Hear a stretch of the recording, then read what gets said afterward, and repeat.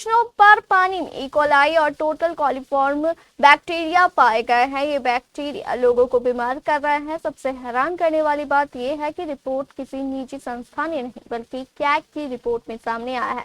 क्या है पूरा मामला और इस रिपोर्ट में क्या कुछ कहा गया है, इस खबर से जुड़ी पूरी जानकारी देखिए इस रिपोर्ट में। रेलवे स्टेशनों पर मिलने वाले पानी को लेकर जो जांच रिपोर्ट सामने आई है उसने सबको हैरान कर दिया है। और सबसे हैरानी की बात तो यह है कि यह रिपोर्ट कैग की है। दरअसल रेलवे के पीने के पानी को न सिर्फ दूषित कहा गया है बल्कि इस पानी में ई क्वाइल पाया गया है। नियंत्रक और महालेखा परीक्षक यानी कैग ने देश के 512 रेलवे स्टेशनों का ऑडिट किया है, जिसमें पानी की गुणवत्ता को लेकर गंभीर चिंता जताई गई है। कई स्टेशनों पर पानी की नियमित जांच के बाद सीएजी ने रिपोर्ट जारी की है, जिसमें कई जगहों पर पानी में क्लोरीन का स्तर निर्धारित मानकों से कम या ज्यादा पाया गया है। वहीं कई स्टेशनों पर पानी में ई कोलाई और टोटल कॉलिफॉर्म बैक्टीरिया भी पाया गया है। दरअसल एस्चेरिया कोलाई या ई कोलाई एक प्रकार का बैक्टीरिया है जो आमतौर पर जानवरों और इंसानों के आंतों में पाया जाता है और हानिकारक नहीं होता है। लेकिन ऐसे कुछ ई कोलाई के प्रकार हैं जो बीमारी का कारण बन सकता है। इनमें ई कोलाई की ऐसे कुछ स्ट्रेन्स हैं जो टॉक्सिन्स प्रोड्यूस करती है और इसके साथ ही दस्त, पेट में दर्द, मल में खून और किडनी की बीमारियों का कारण बन सकती है।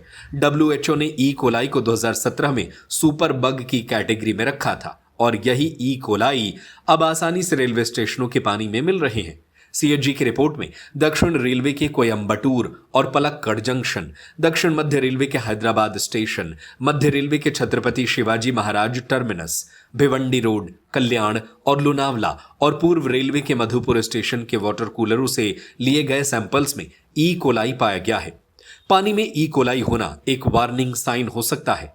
ई कोलाई आंतों में होता है। ऐसे में पानी में ई कोलाई होने का मतलब है कि पानी मनुष्य या जानवरों के मल के संपर्क में आया है। मल में बीमारी वाले बैक्टीरिया, वायरस और पैरासाइट्स हो सकते हैं, जिससे टाइफाइड, कॉलरा और एमोबियासिस जैसी बीमारियां हो सकती हैं।